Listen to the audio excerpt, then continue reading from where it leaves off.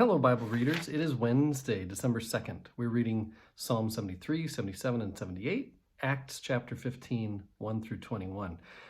The book of Psalms, those 150 Psalms, is said to have within it 5 books or collections, reflecting that there are 5 books of Moses.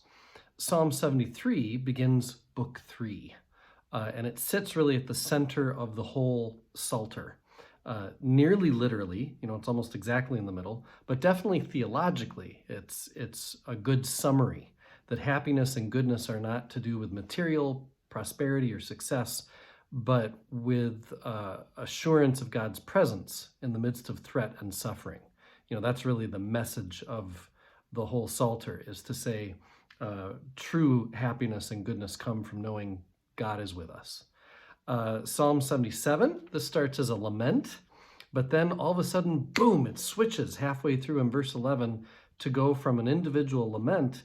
It's like a jerky about face from then on, from verse 11 to talk about, praising God and where our hope comes from. And some think that it's such an about face that they want to think it's a completely separate psalm altogether.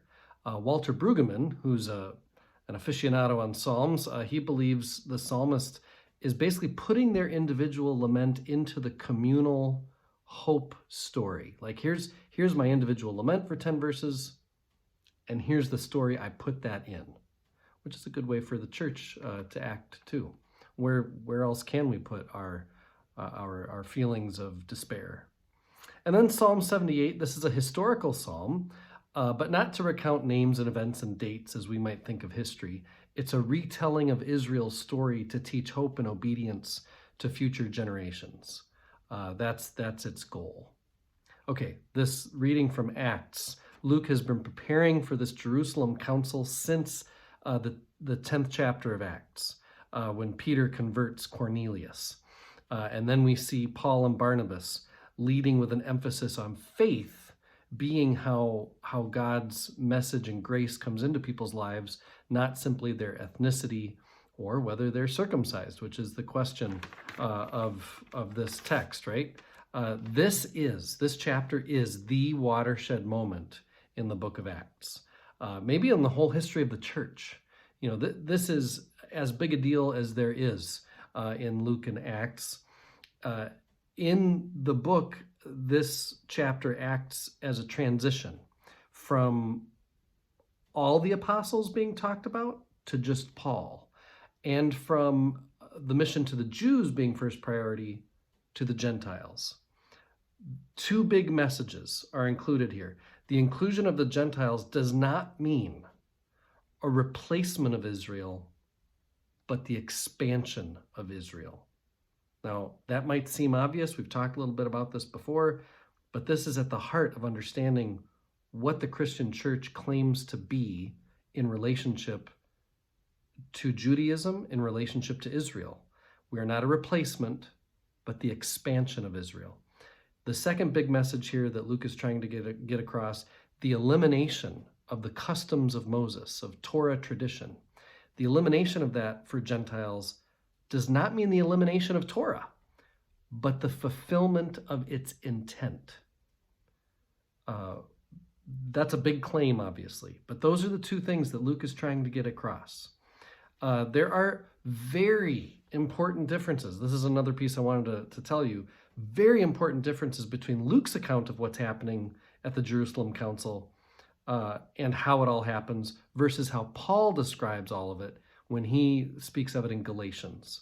When we get to Galatians, we'll talk more about this, but my commentary has like a full page of questions. Which is it, this or that? And what does it mean if this or that is what really happened? But this is when we come back to the disagreements are real. I'm going to read some from my commentary here. The disagreements are real, and the historical questions they raise are of legitimate interest. Sane historiography, however, is not paralyzed, but empowered by such conflicts. For the divergence of sources on so many important details makes their agreement on other points more impressive. An important meeting was held concerning the legitimacy and basis of the Gentile mission. Number 2, participants included the leaders Paul and Peter and James and Barnabas. And 3, certain agreements were reached which in one way or another secured the basic freedom of the Gentile initiative.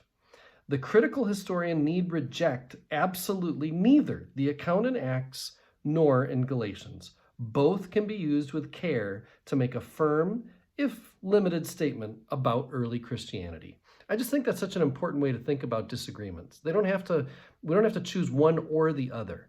In fact, the ways they agree then are lifted up to be that much more important.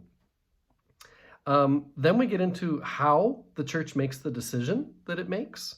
That's an important model for how the church is going to work from then on. The discernment process, priority being given to narratives of faith because it's through such stories that enable private religious experience. That's how public discernment is made. And so when the church now has big questions, that's what we do. We ask for stories, witness accounts of how is God active through the ways you're experiencing God.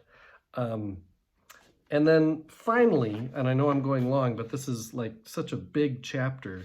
I just wanted to name, there was this line in here that I found so helpful. I guess I'm going to have to tell you tomorrow. The text of Scripture does not dictate how God should act. Rather, God's action dictates how we should understand the text of Scripture. The Pharisees think Scripture directs God. And of course, Luke and Christians, we know God's God. Scripture is not. And so God dictates how we should understand the Scripture before us. I am one with my God. My God is with us, all of us, at all times and in all places.